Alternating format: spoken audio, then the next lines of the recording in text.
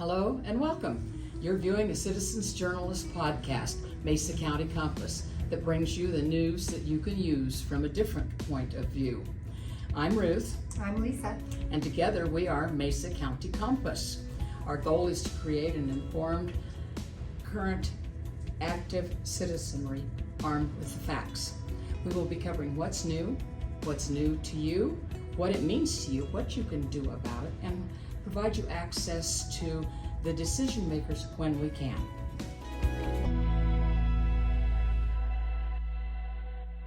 Good afternoon. We're here with Mesa County Compass, and today we are interviewing Mr. Dennis Simpson, who is one of our city council members and probably the one that has the most understanding of the finances within the city. So welcome, Dennis. Thank you very much. I'm glad you invited me. Give us a little bit of background about yourself and why you decided that you needed to do this for the city council.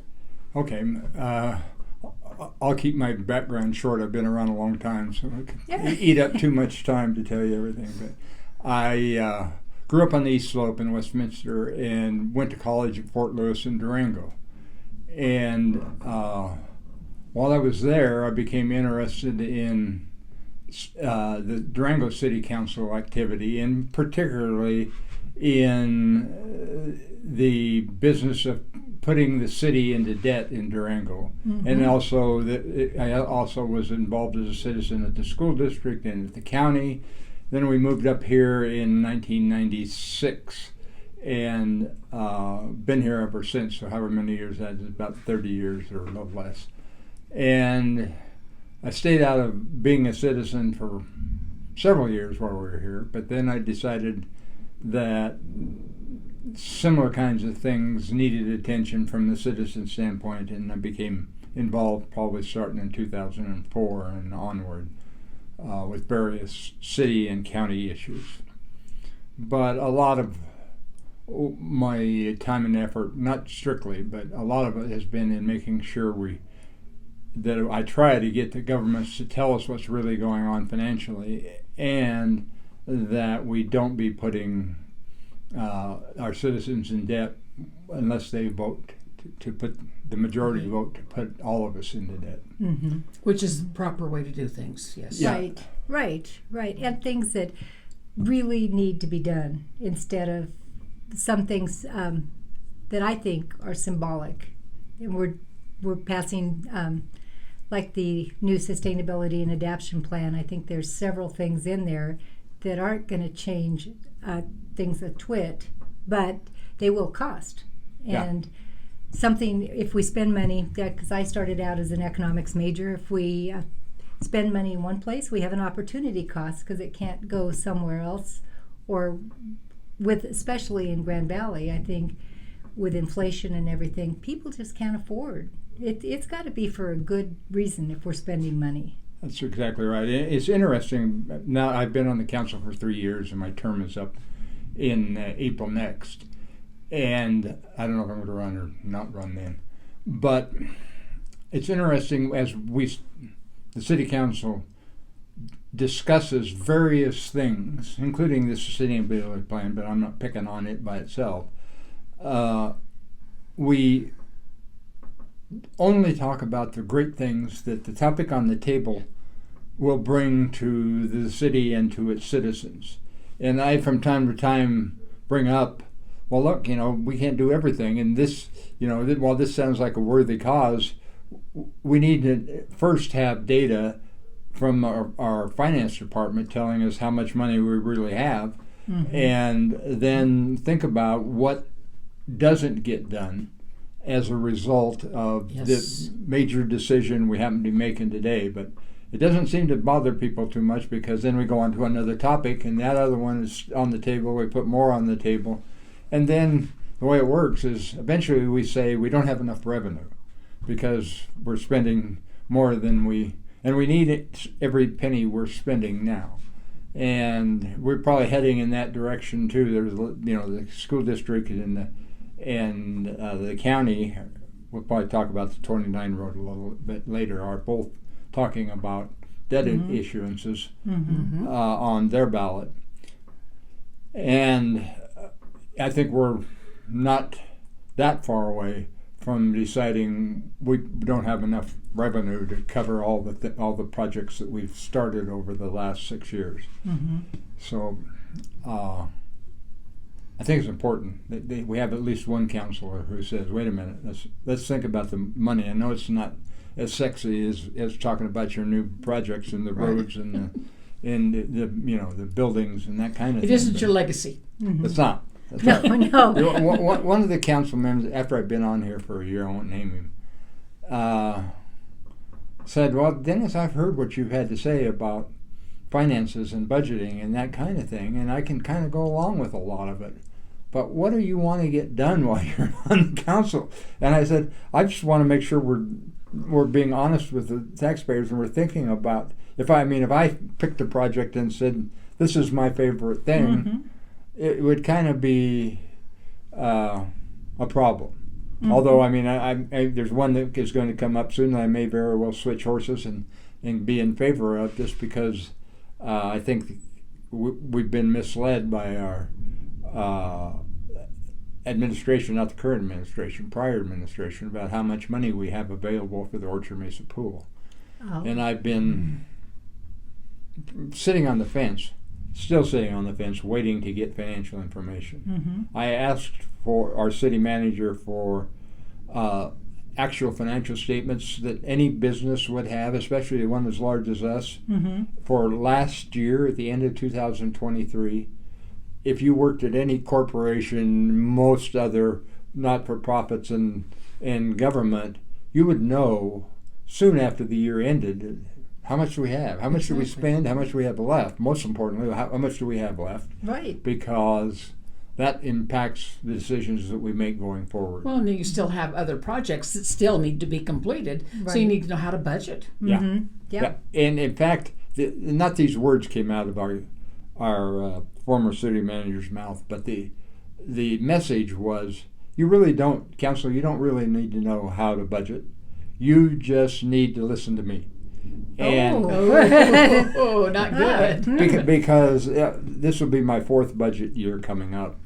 But the other 3 had so much time is devoted to the city manager telling us how the cow ate the cabbage, and having people, all of his department heads, get up and talk about all the great things that are happening in their department. And we give almost no time to digging into anything that is in that budget. It's just the attitude of the former city manager was, this is not anything you're going to make substantial changes for, because that's what you hired me. And there's some argument maybe that's true, but then if that's true, then we probably don't need such a big city council, or there's nothing for him to do if, under his theory, Right. other Right. than to pat him on the back. Mm. So, Yeah. so like I say, this is my last budget year, and I'm trying with the interim city manager to get some things done. But I asked her for last year's financial statements out of the finance department. Mm-hmm. It's almost the end of June, Right. 6 months after the year end. They won't give them to me. And I had to file what's called a Cora request. Citizens. Oh my gosh. I'm on the council. You're Yes. the council. Yeah, Oh, my word. and today is the day that Cora response should be getting a response to say, here it is, probably not that, but some excuse of why they're not going to give it to me. Huh. And perhaps under their plan, we'll get it by the end of June. But sitting around making big decisions on financial information like the Orchard Mesa Right. pool, Right. it's just shooting in the dark if we don't know how much we have, and how for half the year, are we ahead of budget, behind budget? Is there any money available? And then obviously, maybe not obvious to everybody, but what happens is when we do a budget, we budget very high. Right. So never do we go over budget, because it's all about setting it up to budget way more than you need, and that's not a good way to do And a then budget. try to spend up to the budget. Right. And- Because and- if you don't use it, you lose it. Yeah. Yeah, kind of. And I've tried to get us to budget what we really think bottom dollar, cut that budget to where we really think that's what we need. And then if they go over, then they can come back and ask for more from us. But it's the opposite. They budget, so there's no way to go over the budget, and then they never have to come back and say we're going over. They do. They come back and add things to what's called supplemental appropriations, but it's just for show, because there's no possibility there. At least in the past, there's no possibility they really need to have a supplemental appropriation, because they're going to come in way under budget anyway. So, a couple of questions. What do you, and when you got on, what do you see the role of the city council and the role of the city manager? And I'll just stop there, because I am the queen of making 15 questions on one. So what do you see as the role of the city council and the role of city manager? That is a really good question, and that's the crux of everything that happens in city government is how much information are we given, and how much time are we also given to give instructions back to the city manager, say, no, I realize what you want to do. This is what we as the majority of the council wants to have happen. And I mean, it's not like we would want, or I would want to, nickel and dime everything. But, things like most of our budget goes to paying people. And we get almost no information about, particularly how much the higher paid people get. Good afternoon. This is Mesa County Compass. We are coming to you again this afternoon with Mr. Dennis Simpson to actually continue on with what got interrupted with a hailstorm and a power outage. So welcome back, Dennis. Thank you. And we appreciate you being here. We're going to go right back, and you made such interesting comments about the city manager and the city council. And one of the questions that we have is, so who develops the budget for the city? Well, officially it's the city manager, but he or she has people who work for them that do all the number crunching, and they have a finance director who's supposed to have people underneath him or her to actually put the numbers together. And then ultimately it's delivered from the city manager to the city council. For approval. Yeah, that's all. And that's about all. So how do they know how much money that they're going to need for the budget each year? And how do they determine that? Well, they've not explained it, but I think I can see how they're doing it. A lot of it, they look at last year and say, well, if it would cost this much for salaries for police in 2023, then we know we have to add X percent for raises and benefits, and then we come up with a number for the police salaries in 2024, and that's similar to what is done in a lot of the other areas. Some of the areas, it doesn't really work well to just compare to last year, but in many instances, that's how it works. And how do they know all of the, because there's so much spending, and last time it was kind of disturbing to know that they're making the budget as high as they can, and then so they don't go over the budget. Right. And there's, I know salaries are a lot of it, but then all these projects, and we are the home, like the interim housing project and the sustainability and adaptation project.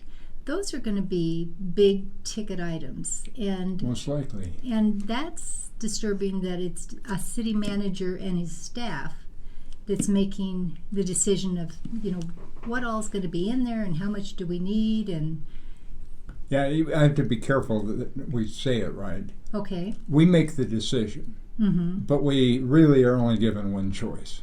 So anybody who would say the city council doesn't set the budget, I mean, if that's what I'm interpreted, then I'm saying it wrong. We do the official acts, but in my mind, that's not much value added to the Right. whole system. Is Right. that this council and the city manager and the staff brings us this, and we ask a few questions here and there, and then we approve it. Mm-hmm. Why isn't there more questions asked? A lot of it's because we don't get to know ahead of time far enough to develop questions. A lot of times we'll get the discussion item for next Monday on Friday. And there might be 50 to 100 to 500 pages in that documentation. And further, staff does not attempt to give us more than one recommendation that might work. So, and legitimately say, if we cut this budget here, it would have some impact, but it wouldn't be a major one, because what generally happens if we talk about cutting the budget, then the impacts are going to be major. And what if we wanted to cut 1% in salaries, we'd have revolt. That's just a joke. No. But we don't have people with it. It's hard for people who have not worked with big budgets in the past to get their arms around such a big budget and to accept the fact that there's more than one way to look at it. I mean, they are more comfortable saying, I would just like to make sure the city manager is a good city manager and will budget whatever he says, he or she says. I'm trying to not get in too much trouble. Well, this is how I'm phrasing all this. Well, it is tough, and it's one of those things. After you left, I went and started looking at, what are the advantages of a city manager that is in charge of administering, and the city council is, lesser emphasized, versus having a city council that has a lot more power. And what I saw was the idea is the city manager is supposed to be non-political. And that they just know, they have more expertise in those areas than a city council would have. But if the city council isn't in on, like you've said, the pros and cons of every area, then I think that either there's too much that they're taking over. It shouldn't be like that. It's a little bit like Congress, where you say, well, we have to pass the bill so you can know what's in it. And we need to know what's in the bill before we pass it. Or we need to know what's in the budget before we pass it and say, wait a minute, maybe that's not a good use of money, because like I said last time, there's always, and there's always an opportunity cost. Yeah. And I'm going to give my favorite bang the drum. You said you used to be a golfer, and A long time ago. I'm sure you saw Lincoln Park Golf Course, right? Yeah.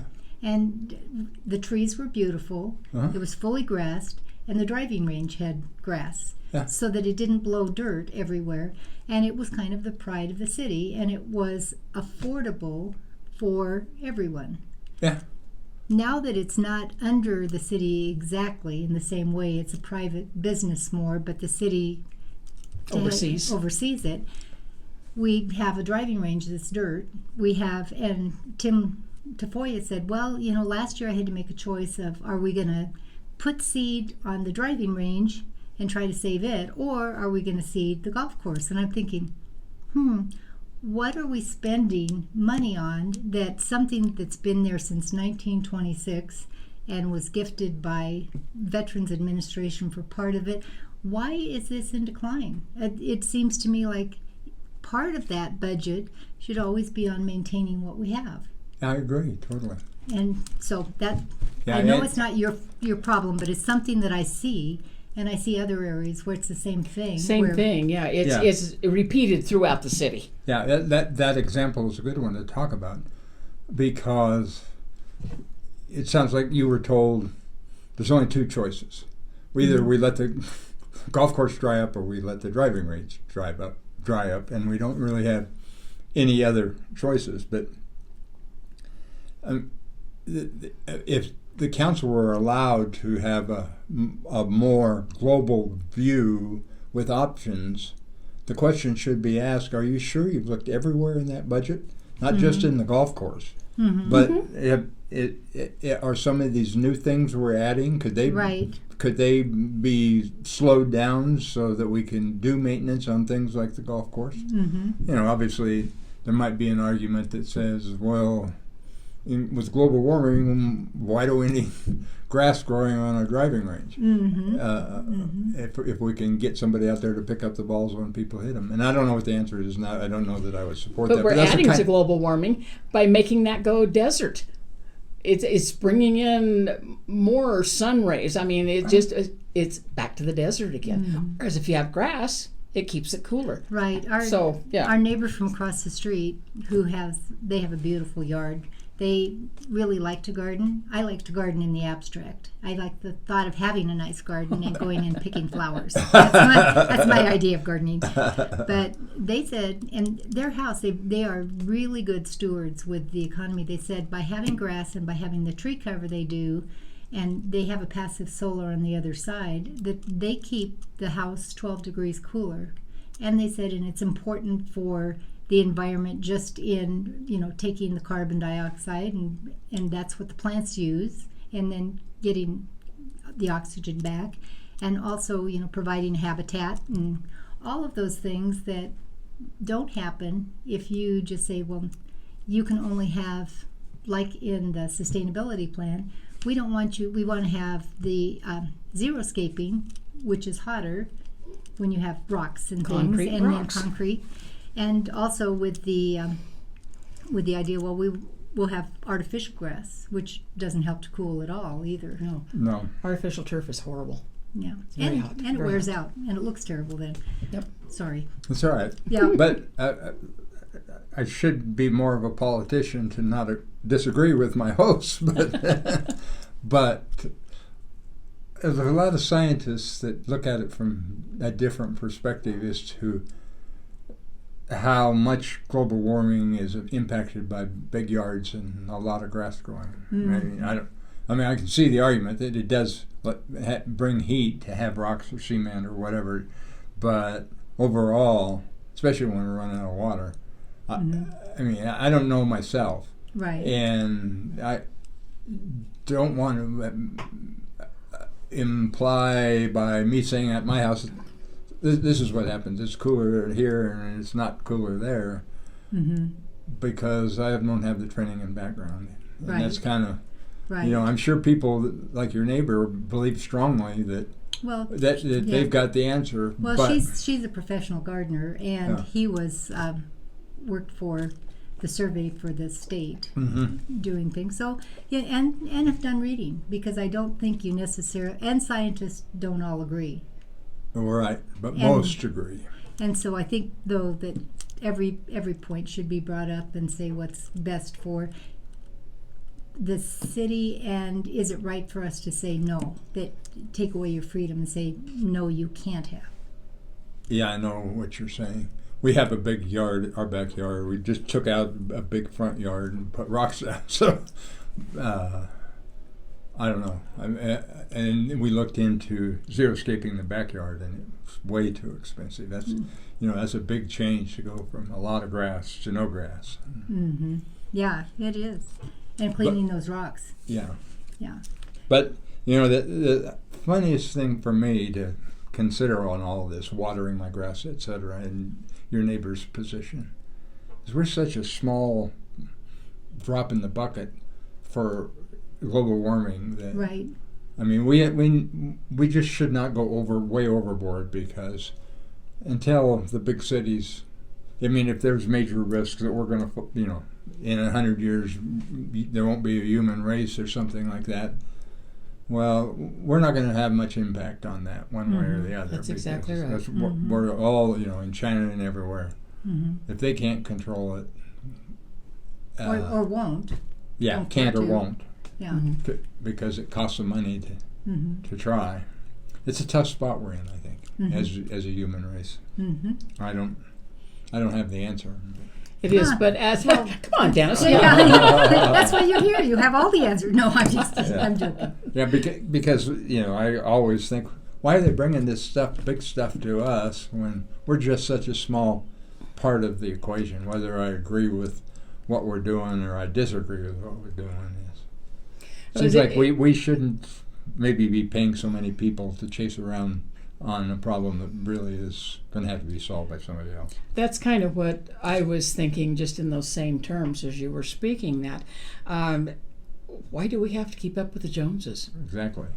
Because we go to all the meetings. We're all named Jones. So go ahead, Ruth. I just would take all the questions if you. No, go ahead. I can come form as they go. Okay, and so when you were talking, I'm going back to the budget, and you were saying that they are going so high on it. Can you kind of give us a breakdown of the budget and how much is percentages, so that people that are listening, what percentages go to what areas? It can be rough. Don't. Yeah, but you're not under the thumb here. Well, if I give you a number and it's wrong, I'll be under the thumb. I try not to give numbers unless I'm reading them because it's real important to me that I be accurate. I still make mistakes with numbers and other things. But one thing that I try real hard to do is if I make a mistake, I want to admit it. Where we have other people who aren't very good at that. Of just saying flat out. I mean, we might say, well, I didn't understand your question or whatever, but if I give you a number one thing big number is the biggest thing we do is pay people. Right. By a long shot. Right. 80% of our general fund budget goes to pay people, and maybe that's right, maybe that's wrong, but we spend almost no time as a council discussing how do we decide to pay people this much? We get told things like people in Grand Junction in a particular occupation are underpaid compared to list 5 cities. Right. And they don't give us the numbers. I mean, there's no actual comparison that we can say, well, really, does Mancus pay more than Grand Junction, or whatever it would be? Why can't you take that and say, I'll do my own homework, and this is what I come up with, and argue with them a bit? Well, if I do my own homework, and I've done that before, but a lot of times you get a better response if it's one bureaucrat talking to another than the city councilor calling somebody in some other city, and they're busy, and they also may know the finance director in Grand Junction or whatever. They go to a lot of the same meetings to people of the same core. So I have done that, and it sometimes works a little bit to try to get my own comparison, but it doesn't have the same weight as if staff does it. And then we can question staff and follow up with the cities. If they if they say it doesn't make sense, then it should work better for us to say, I want to talk to the finance director wherever you said, and call them. Right. And stop that until you can get a good answer. That's the whole thing. Yeah. Not just take it to a vote that night. Yeah. Everybody put things and take it to a vote that night. That's not necessarily the right way to do things, I don't think. I agree. Right. So do you feel like you are more thoughtful then, and then you say, well, I'm not going to vote a certain way until I know more, or... Yeah, I will do that. So others will too, occasionally. Yeah. And I know that you said you didn't want a legacy. I feel like you just want everybody to be more fairly treated, and especially when it comes to money, that maybe the budget should be lower so that the city wouldn't need so much money, and that comes to... So where all does the city get its money to spend? The biggest share of it comes from sales tax. We've had a general sales tax of 2% since early 1900s, I think. And then we added another one when we had the Black Sunday, and we had to, after that, had to build Patterson Road and do a lot of other things. And then we keep having elections to raise our sales tax, and we're very savvy on how to win an election, whether it's fair or not. I'll use the example of the public safety tax that passed. The big push was we need more money for public safety. And we need a sales tax increase to infuse more money and build a whole bunch of fire stations, etc. But we didn't say how long that would last. So now we're in a position of having a lot of the capital needs met, and the money just keeps rolling in. Right. And we did not disclose at the election. We have 2 pots of money that we pay the public safety people with. Some of it comes out of the general fund. Some of it will come out of this new fund. And so when it comes down to allocating the money that's spent,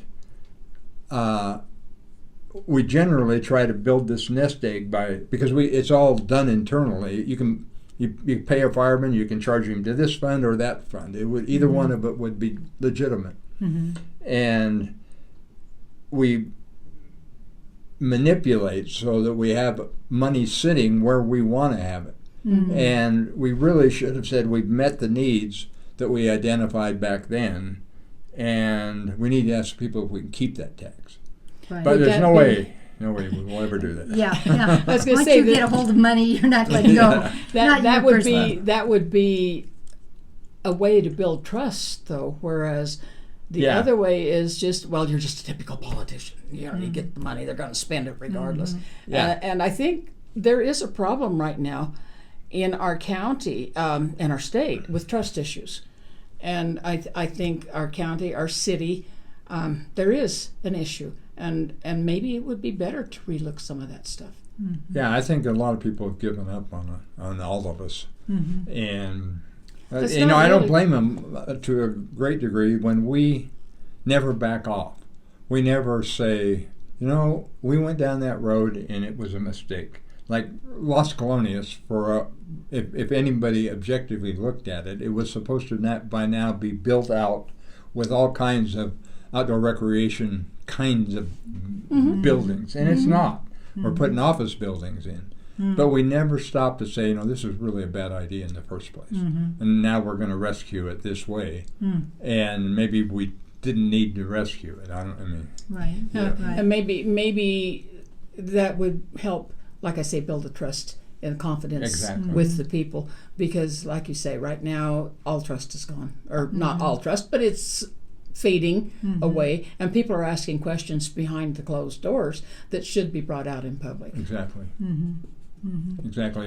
Did I talk about Robert's Rules of Order last time? Well, you kind of did, but go in and talk about, because I know that you are a proponent of that and you don't feel like it's followed in City Council. So maybe you could explain what should be happening versus what is happening. Robert's Rules of Order are instructions that were written many years ago, maybe centuries ago, about the correct way to run a meeting and how you make decisions within the meeting. But there's a lot of rules, but one of them is you don't make a decision unless you first have a motion by somebody and somebody else seconds it, and then if there's 7 people on the committee or on the city council, you take a vote and you have 5-2 or 4-3.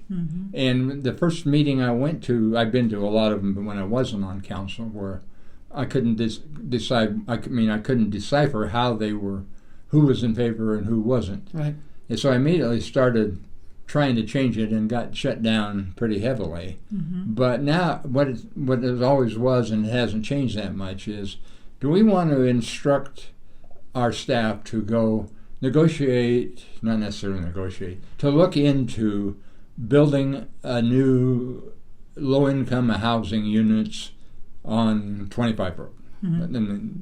And we do this on Mondays, and then we go around the room one way or the other and see whose head's nodding, see who has. We don't know. Nobody makes a motion.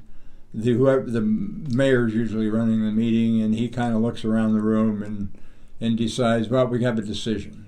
We're going to give instructions. Oh, no. And so you don't know if everybody was in favor of it or not, Yeah. and nobody's on the record. Nobody's going to argue with Yeah. the mayor.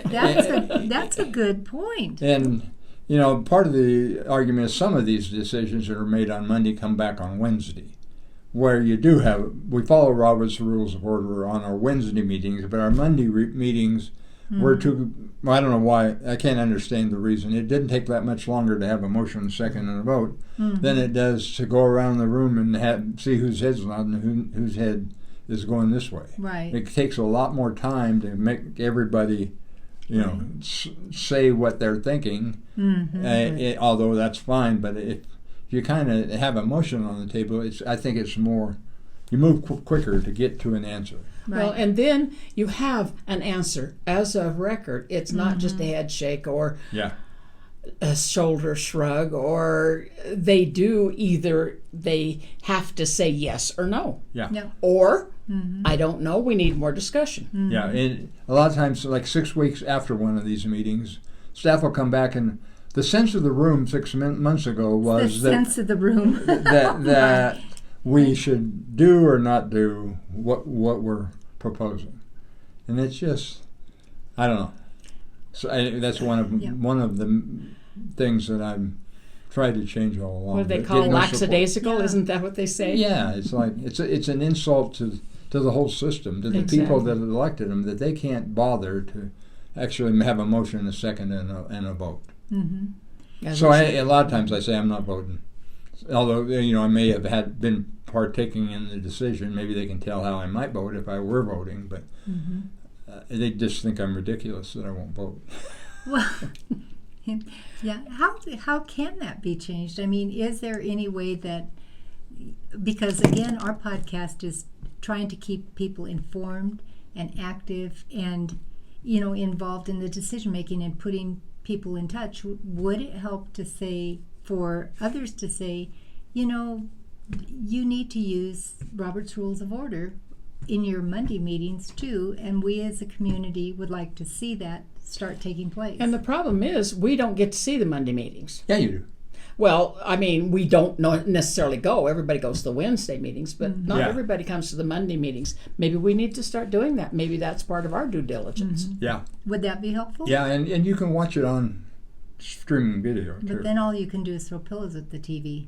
Well, I don't know what you're going to throw at us if you come to the meeting. Nothing. You just get frustrated because you can't talk. Yeah. Yeah. I think it'd be nice if it was a topic in the elections when city council is elected. Everyone be on the spot of, do you think it's right to not follow Robert's Rules of Order on Monday?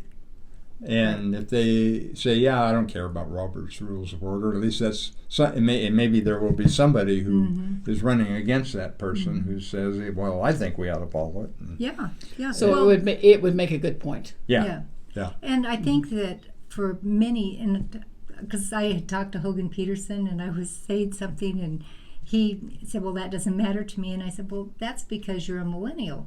And he goes, oh, you might be right about that. But I mean, it's one of those things that I think Robert's Rules of Order seem to be old-fashioned. And maybe they need to know, well, what was the purpose of Robert's Rules of Order in the first place? And why is it a good thing to use that and follow it? Yeah, and why are we not? Why is it better to not put everybody on the record? Every decision. It should be. Yeah. It should be. So you can go back and make your core requests and find all of this stuff. Yeah. Rather than just having this nebulous, maybe. Yeah, and a lot of seem the to argument shrug. becomes if all we're doing is we're making a decision to direct our staff to do something or not do something. That's different. And because we're not actually building the building yet or whatever. But in my mind, a decision is that you start the ball rolling by saying, go forth, staff, and study this more and bring it back.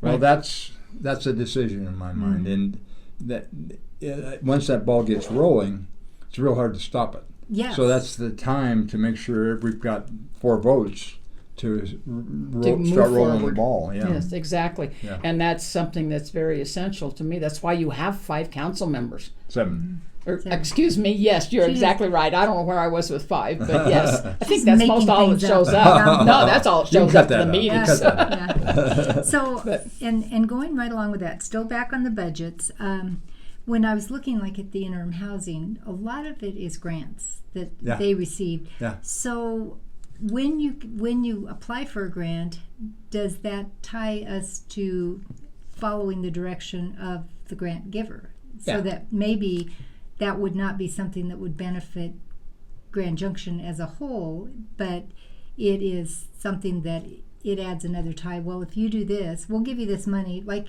your mom giving you the car keys. Yeah. Well, I'll do this for you if you do this. Yeah. And otherwise you don't get the money. Yeah, exactly. And it's just amazing how much of the money we spend we don't have to pay. And a lot of people are just proud as can be of the fact that if you look into it, what really happens is the state goes and gets money from the feds and then gives it to us and every other city in the state. I mean, everybody wants to get grants. We got grant writers everywhere, and so does every other city. Mm-hmm. But what really happens is the federal government doesn't have any money; they borrow it. Mm-hmm. So we make a need, we create a need that we pass up the line. That ultimately means the federal government gives us more money to do what we don't want to pay for ourselves. And that ethically, in my mind, that's a bad way to do business, because I can't believe that we're going to continue to be able to borrow money at the federal level to fund everything every citizen in the country wants and not break the federal government. Right. But Borrow from Peter to pay Paul. Yeah. yeah, Exactly. but the Peter that we're borrowing from is our grandchildren, I'm afraid. Exactly. Right. Exactly. Right. I was going to. One of the questions that we came up with is, do you think that we need to, because they're always pushing for more people, and I'm sure that's to expand the tax base. Do we really need to expand the tax base, or do we need to reduce spending? That's really a good question, because somehow there's some people, and people in the building business, people in the tourism business, they're very good people, and they need to have us keep growing for them to succeed. Because if we don't keep building more stuff, then their companies are not going to do as well. And I'm torn, because that's where the very good people are, is like in the construction industry. But we all live here kind of because we don't want to live in a big city. Right. Yes. So the more, and people are going to come and live here because it's a good place to live, It is. whether we seek them out or whether they find us. Mm-hmm. And we spend so much money seeking them out to cause growth, and since I've been there, we've never thought, well, is this growth all good? Mm-hmm. Because we assume it is. Everybody, what we're about is economic growth. And, if any candidate ever said, I'm not for economic growth, they're in Be their booed last... off the they're stage. Yeah. So I'm torn on that, Mm-hmm. as to every time that the lodger's tax, we just dump so much money into that general kind of effort is for growth. And then clogs our roads and, a lot of other things. The unintended consequences. Yeah, Mm-hmm. exactly. Mm-hmm. So I'm different than a lot on that. I don't think you can find another counselor to even waver a little bit No. on the. Maybe Scott, I don't know, about how good growth is. Right. But don't get Scott in trouble. He never told me that. No. And Scott listens, so Yeah. he's listened to some of ours. So we had him over for coffee on Monday. So We grilled him. yeah, Okay. yeah. One of the things that I've noticed, and I'm going back to the sustainability and adaptation plan, is the way committees are developed and the way the public is informed. And we don't know what's going on, and like I said, that is going to be a huge impact on everybody. And it seems like when the committees were selected, we don't know how did they decide who got to be on the committee. And I know they said, well, you needed to make an application, but how did they even know the committee was being formed? And if you're making that big of a decision, shouldn't more people know and more people be involved in the decision-making process so they feel it's ours and not somebody imposing something on us? Yeah, it's a tough one because I don't know, relying too heavily on committees altogether is a problem for me because the committee wasn't elected. Right. You know, there are those of us who are elected, and anytime you form a committee, you invite stacking the committee. Talk about the bicycle plan. Guess who's going to sign up? The bicycle. Right. Bicyclists. Right. And talk about low-income housing. Guess who's going to sign up? All the people that make their money in low-income housing. Right. I mean,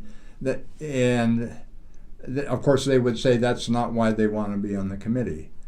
But I'll use an example. We had this ARPA money, which was more borrowed federal money because people thought we were going to have a much bigger impact from COVID than we did. And so we ended up with money just rolling out of our ears that came down because of COVID. So we decided we needed to spend that money within 3 years. I don't know if that we just decided that, or I don't think there's any law that said we had to. But rather than the staff presenting options directly to the council, we decided we would let the community decide where that money's going to go, and we formed at least 3 different committees of people who, for the most part, involved in the government. I mean, they're either advising the government, spending the money, and they decided that the staff was not going to be involved. I guess I might have voted for that. The staff was going to stay clear out of it, and they're going to put one counselor, I was one of them, on each of these committees, and we limited it to mental health, housing, and I forget something else. Homelessness, I guess. And the staff never said a word. We went months. And then these committees finally came back and said, here's where we think you ought to give that money out. And the staff had never said anything. So now the staff is asked to say something, and they're still not saying yes to this and no to that, in our opinion. And so we started having all kinds of meetings of our own, making people upset because we didn't follow one recommendation or the other, when it's just too hard to have a committee have as much knowledge as a staff to come up with ideas. I know that sounds kind of alien from my general positions, but if you have a good staff, they're going to look at options and not just come to one recommendation. They're going to say we could do this or we could do that. Because I was arguing that we didn't necessarily have to, and legally we didn't have to spend it on the 3 categories that we had picked. And ultimately we didn't spend it all on those 3 categories. We spent it elsewhere. So I don't know, this whole committee idea, definitely without staff involvement, is a bad idea. And I think they haven't tried that again. And I fight it every time it comes up. So how do you make sure you have a good staff? Well, that's what the council is supposed to be there for. And it might be the weakness in the system. In the whole system is it's very hard. Like right now we're trying to replace the interim city manager. Right. But we're hiring a headhunter who's probably going to be interviewing all the people out there who are city managers or want to be city managers, but they're part of the government already. So we don't have any system to say, let's bring in a change agent. These city managers all go to the same big shop meetings, and they are in communication with each other a lot. Kind of like you throw the names in a hat and draw one. Yeah, you might as well. I was but obviously I wouldn't really be in favor of that. Right. Right. But that's the only way I think you change it is have a strong enough council to say this whole system. While I would argue against having a very powerful mayor and a weak city council, but the system of council manager with a manager running the day-to-day needs work. It needs to make sure council is making the big deal decisions, not just approving them when we're told, here's your option. You want to do it or not? That's true. That's what we see here is rubber stamping. Yeah. Yeah, and I've been starting to use that term at meetings. We're rubber stamping another budget. So if it were up to you, how would you change it, and what would you do that you think would help? If I had Yeah. four votes or more, Yeah. you agree Yes. with me? Yeah. Okay. I would start by looking for a city manager that is not currently in government. Okay. Somebody who knows how to manage, but hasn't come up through the system with police chiefs and fire chiefs and all of these other people, and make sure that the council supports changes that he or she may want to bring, which could result in pretty high turnover of people who are ingrained in the system. And I guess slowly, I think if we had that kind of leadership and looking for that kind of change, I think the staff would get the idea that it's not the same old way that it's always been. And this council thinks different than the other council, or they wouldn't have hired this lady or this man to be our city manager. I think that's probably one of the wisest things I've heard come from a city council member in a long time, Dennis. Thank you. So on this then, we have elections coming up that could impact the makeup of the city council next term. Do we have to decide on a city manager prior to the next election, or can it continue with the interim city manager and say we're just gonna hold off until we know more what the people want? Yeah, we could, but we won't. I mean, Well, you are Mr. Doom and Gloom. I know how. I should say I know how. I know how people have reacted to big change on the council before, and they're not in that mood. As a matter of fact, they're pretty vocal on saying they're very happy with the way Greg Caton has run the city, and that's. I mean, it's just the reality of if with the same people making the decisions. It could be because we dilly-dally around and don't get a new city manager, say by the end of the year, because maybe we interview somebody who didn't want the job, or who knows why we don't get one between September and December. If it was after December and we still don't have one, that topic would be more perhaps acceptable to the current council to wait until the new council gets elected.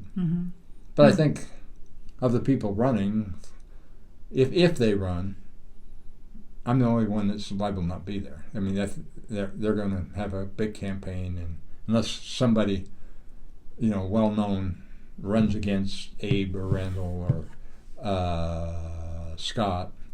I think Are those the three that are up other than your other position? than me, yeah. I'm up.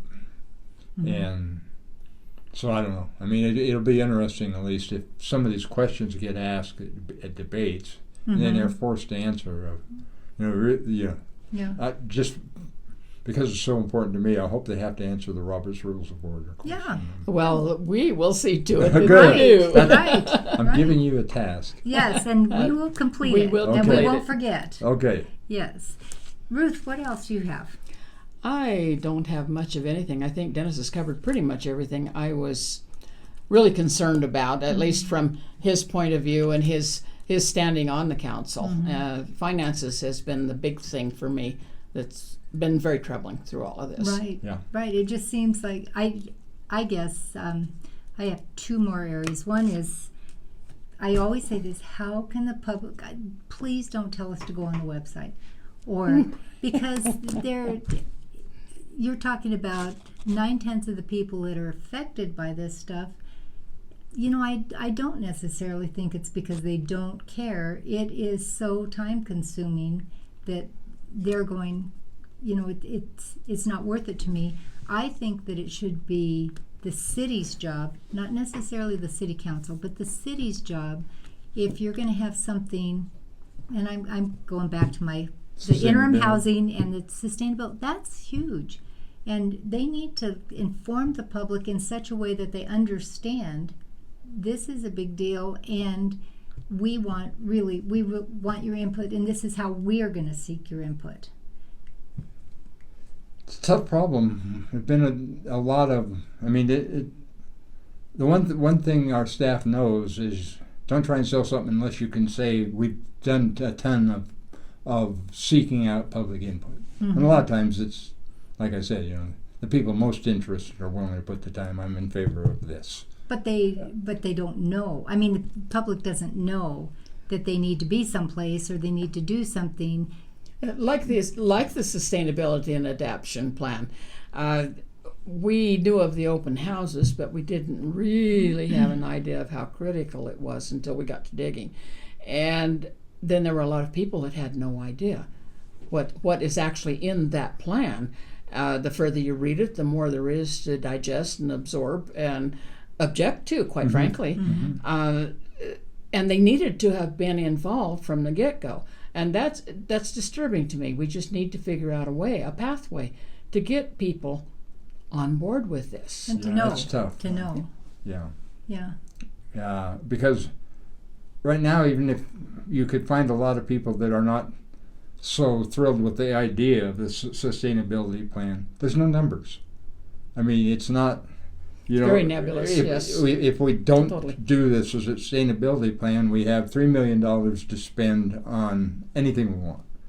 Because we don't know how much we're willing to spend on this. No, you get called down on the $3 million number because we haven't decided to spend anything on it yet. Right. And that's why it's a lot of times hard to get people interested because you're telling them they're going to waste the money, but I don't know how much. And if we don't let them spend it, I don't know what's going to happen then. You know, what about something as simple as text messages to everybody?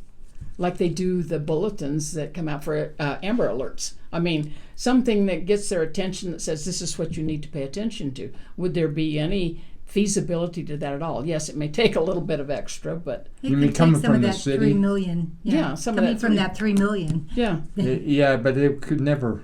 I'd be upset if somebody starts sending me text messages that I didn't sign up for. Oh, maybe we could Wouldn't sign you? up for it. Yeah, I mean, if you can get a lot of people to sign up, so it'll be okay if I get. Yeah, that would be something we could drive. Yeah. If that would be something feasible. Yeah. Yeah, Because but they won't send it. I don't think the city won't send it. And that's a problem. Yeah.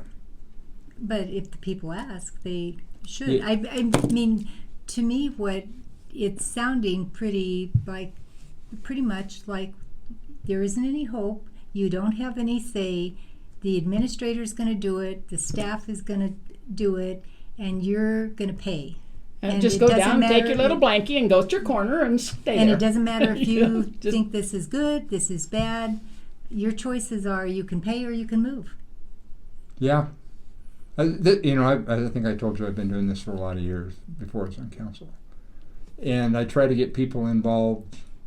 Some get involved for a while, like on trying to keep Tabor. But they ultimately, they're not, I mean, I'm not saying anything negative about people who have got involved and helped me Right. But ultimately they just get sick of it. Right. They just get sick of it. And if you're going to make any change, it almost has to be you just never give up. It's kind of what I've done. Yes. I don't care how many people agree with me. I'm still going to fight you. And so that's a good thing. That's I what think- you encourage us to do? yeah, Okay. yeah. Right. And keep looking for people and come up with a better idea of how to do it than I did. Uh-huh. But you almost have to be in like clubs or where there's 50 or 100 people that care about it. And I don't think that like the Republican Party used to be more into this stuff. Mm-hmm. Well, they But were more now- organized at that time too. This Yeah. time, now it's not. Yeah, and so it's just so hard for people because the other side is always there saying, "Well, who'd you hear that from? Well, that's not right. Here, look at this." Mm-hmm. And then you've lost all credit. That's kind of like I won't tell you how much Yeah. number Right. unless I'm reading them. I don't know how to Right. tell you. the Right, number. Right. and that's Fair enough. understandable. Yep. Yeah. Thank you. Yep. All right, Dennis, one other question we do have. You talked about at our last meeting before the hailstorm hit about a CORA request that you had made. How did that come out? Well, the core request I sent in was asking for a draft of the financial statements from last calendar year, December 31st, that the council has not seen yet. And I asked for the draft that would have had to go to the auditor, so the auditor can express an opinion on those financial statements. The auditor can't express an opinion on something that they have not received. But the response to my core request is one sentence and says, "We have no records to meet your request." Or basically that was it. One sentence that says there are no records. So the city manager had also written an email saying the auditor report has to be to the city by June 30th, which is on a Sunday, so it'd be July 1. And made a distinction that because it goes to the city, it doesn't have to go to the council. And it's because she wants to have it come to the council at the July 13th meeting for the first time, and I want it now. And if not now, next Monday. And I want them to follow the law. And I wrote a letter to, or email to the council and to her and to the attorney saying, this is only 4 days from now, and you mean they haven't given a draft? How can that be? And she makes no attempt to explain how that could be, because I followed up, and she also then wrote back and says, "Well, we're going to look into that." Well, how many days are you going to take to look into that? Yeah. That you've heard this request from me for a long time. You know the answer, and tell us again when you filed that request. I filed that request like last 8 days ago, and the core request says you get 3 business days to respond. And one of those days was Juneteenth, so that wasn't a business day. So they should have got it to me Thursday, but they got it to me Friday saying there's nothing. Right. You're barking up a tree. And and it's going to be interesting to see how council reacts and how staff reacts to the staff obviously trying to keep us from seeing the financial statements. Which they ought to be available to the whole community. It should now. be. If we want to Right. talk about it on July 13th, that's fine. Put it on the agenda anytime you want. But give them to us so we can see them. Right. And meanwhile, I could be making comments outside the city outside the city council meeting to whoever wants to listen. Right. And they know that's what's going to happen, so they're, in my view, playing games on sneaky wording of the law, rewording the law.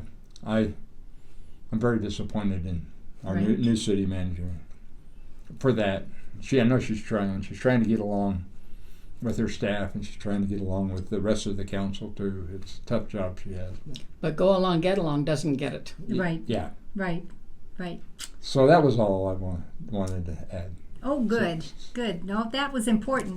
That is huge because the city council, if they're going to run the city, have to have the reports to know how it's doing. Yeah, like when the year ends, you ought to have 45 days. You had to have really good Right. numbers. Yes. They Yes. reconcile the bank accounts, do whatever they're going to do, but 45 days after the end of You the should year. have an answer, black and white. Yeah. Right. And you have been asking for it from them for a long time before you did the core request. Oh, I don't remember how direct that request was. Oh, yeah. Since I've been on council, I've been asking for a lot. I thought you meant even before that. And I think I might have actually done it before that and just never got an answer. Never got an answer. Because I wasn't the council person and, Right. whatever. Right. Well, thank you. Thank you. You've been listening to Mesa County Compass. This is the truth as we see it, the facts as we know them. You decide.